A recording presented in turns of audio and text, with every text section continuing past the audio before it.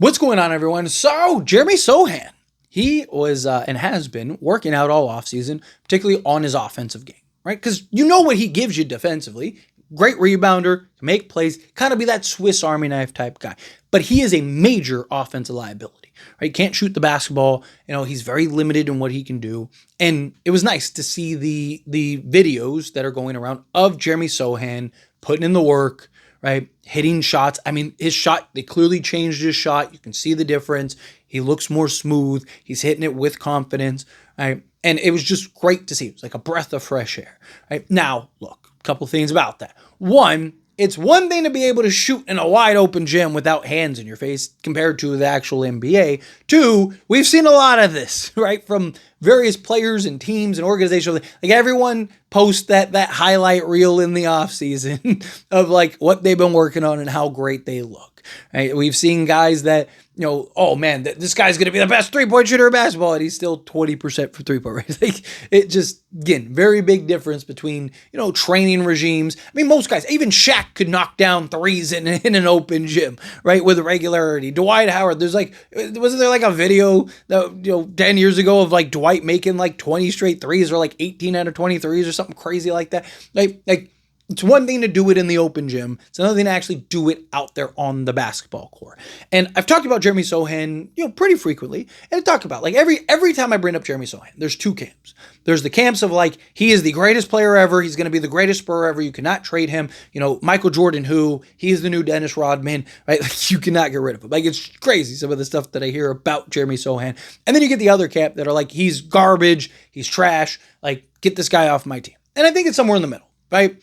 I think he's a good basketball player that has a lot of utility, a lot of versatility, a guy that can really kind of impact a team. I just don't know if he can be what you want him to be on the Spurs team and be your starting level power forward. He might not be able to be a starting level power forward anywhere until he improves his offensive game.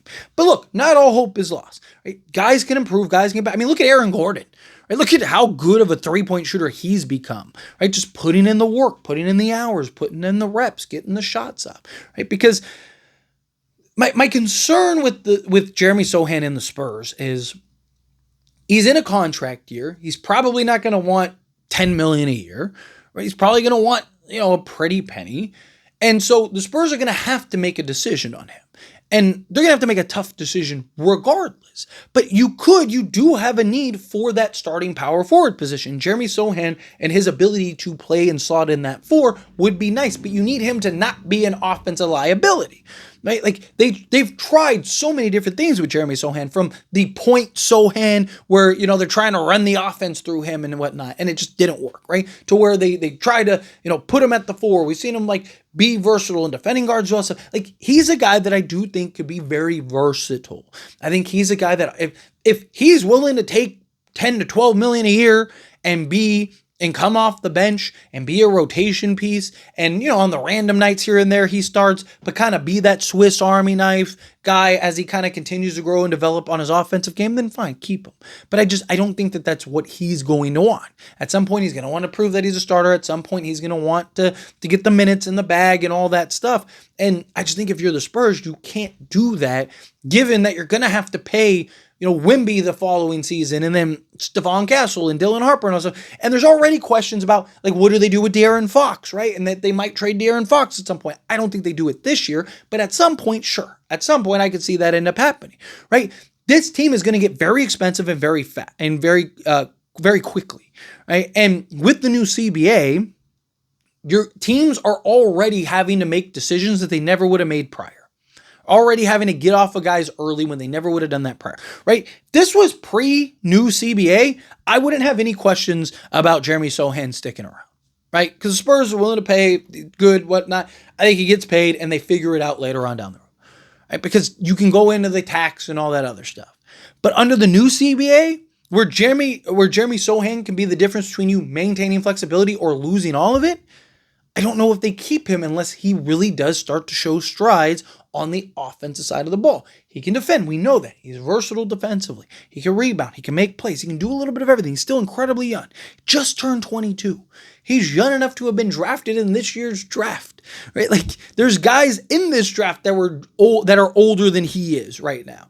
And so again, there's plenty of room for upside and potential and growth on this young man, but he's got to start to show the argument for why the Spurs should keep him.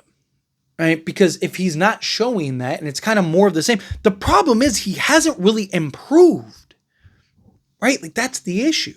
And he's gotten more opportunity, more minutes and on-ball opportunities and roles and whatnot. And even the varying degrees of minutes. His stats, he's literally the same player. Literally.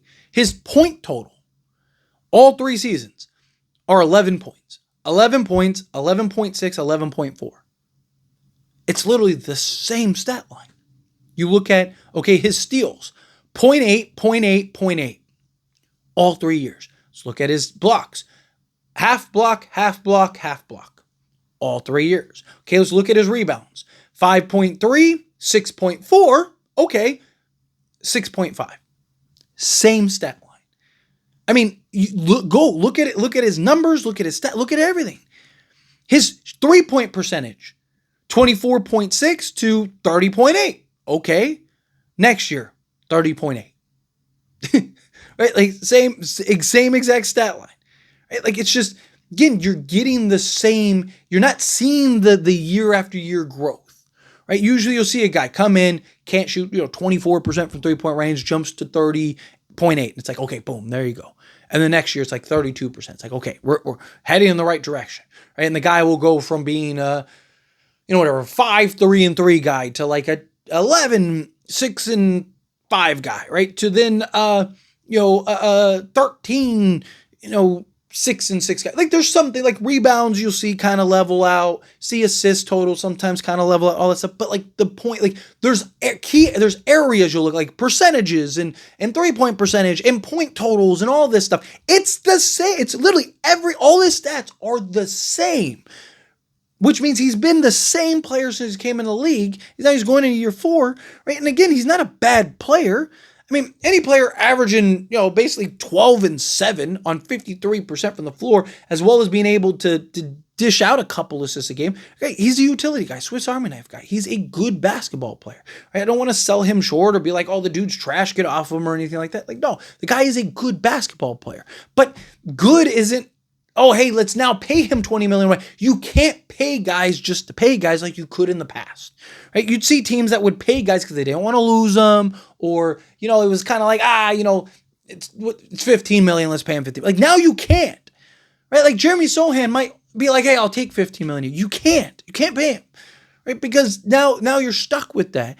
And if he doesn't continue to improve, yeah, you'll find teams that'll probably trade for him because they want them, but you're taking on like, it's just becomes a mess for no reason, right? Jeremy Sochan needs to start taking those strides. I like what I saw from him, but we need to see it translate to the actual games. But let me know your thoughts and opinions down in the comments. That being said, if you haven't liked this video, hit that like button. Helps me a lot. So we enjoy these types of videos, and I truly appreciate it. Not subscribe channel, hit that subscribe button, turn on the bell notifications. Appreciate y'all. See you in the next one. Thank you.